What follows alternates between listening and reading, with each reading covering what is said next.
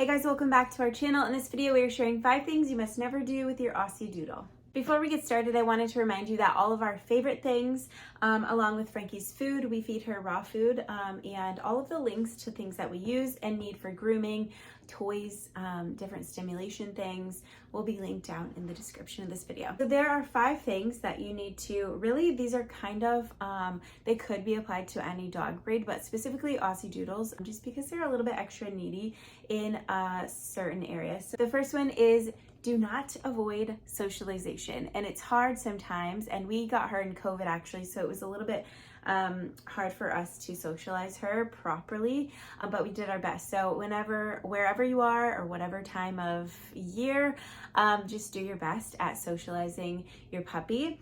They're very social dogs. She loves other dogs so much, and she loves people. She likes exploring people at her own rate though. She doesn't like when people come up to her too fast. She has to check them out first. But anyways, she loves being social. I think Aussiedoodles are very social dogs, and so it's really important to just throw them into that right away. And socialization is not just like taking them to play at the dog park or taking them to play with another dog, like having a puppy play date.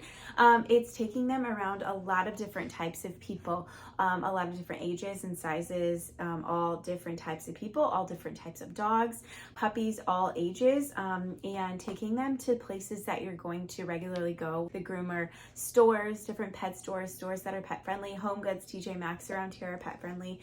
Barnes & Noble is pet friendly also. So just taking them to all different kinds of places, seeing sights and sounds, and socializing them around your house with your kids. If you have other pets, just doing like regular things like vacuuming by them, doing everything normal right away so that they get used to different smells, sights, sounds, all of the different things. The second thing that you do not want to do is avoid exercise. And this one kind of is like, you can't avoid this when they're puppies, just because they are so hyper and they have so much energy. So my point in this is making sure that they're getting the right type of exercise. Don't just like put them outside in the backyard.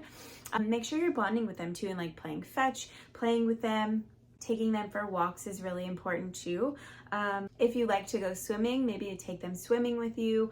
We have a lot of beaches, so she gets lots and lots of exercise. Right now we're in the dead of winter, and so it's a little bit trickier, especially when the temperatures get really low, but make sure you're getting enough exercise that is age appropriate. For example, a puppy that's 4 months old won't need the same amount of exercise as a 4-year-old dog like Frankie. Number 3 is to avoid grooming. And I know a lot of people just want to wait as long as they can to have that expense, really. That might be one of the biggest reasons I hear about, but taking them in just to get a bath, or even just to get brushed by someone else at the groomer, again, to be aware and to get used to those sights and sounds and smells at the groomer, is super important. I think Frankie was around 3 to 4 months old when we started taking her in for just a little trim around her eyes and to get a bath and to get brushed out by someone else at the groomer. And really, she does really well at the groomer now. We've never had any issues with her, and so I really think that helped with just taking her in right away. Don't avoid it. And also, it's a different thing to save maybe money in the first year or whatever to try to do it yourself. It will get them used to like the clippers and noises of that, but to go to the groomer where there's lots of dogs, there's a lot of noises, it's like loud in there, that's different too. So just keep that in mind, because if you're grooming them at home and then all of a sudden they're a year old and you're taking them into this groomer where it's just a lot to take in, they might get overstimulated. Number 4 is overfeeding, and I see this a lot, and it really is sad to see a dog that is overweight, that is under exercised, and just the quality of life is not as great, obviously. And it's the same with humans and children. It's just like, keep a healthy diet and make sure that they're exercising enough. You don't want your dog to be overweight. There's just tons of different health things that come up that could be easily prevented when they're eating the right amount of food and the right quality food, and getting enough exercise. Number 5 is, I think, more specific to Aussiedoodles, just because they are very attached. They're humans.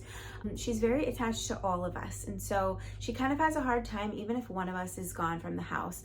So right now the girls are in school, and my husband and I are like off and on here, but usually someone is here all the time. And so she just isn't her full self and super relaxed if we're not all together in one room, and have that herding instinct, and they're really attached to you. And so when even one of your family members are gone, they're not going to be fully content. At least Frankie isn't. And so we make sure that we're home, and we were through COVID. That's when we got her, and so she was spoiled through then, but we also work from home, so she's very spoiled. So my point being, if you work 8 hours a day and you work like an hour away, if you're gone for 8 to 10 hours a day, it's not going to be the best life for them, because they want to be by you. They love you and they want to be by you at all times. Having another like dog might be helpful, but they're not the type of dog that's going to want to just be home alone by themselves all day. And obviously things that we've done to prevent that is we do work from home. So we researched her breed a lot before we got her, and we knew that we were going to be home a lot. We're very active, and so she just is a good fit for us, but that's just something to keep in mind. I think that's it for this video. Let me know if this was helpful and what other videos you want us to film next. Thank you guys so much for watching. Again, the link to all of our favorite things and Frankie's food will be down in the description below.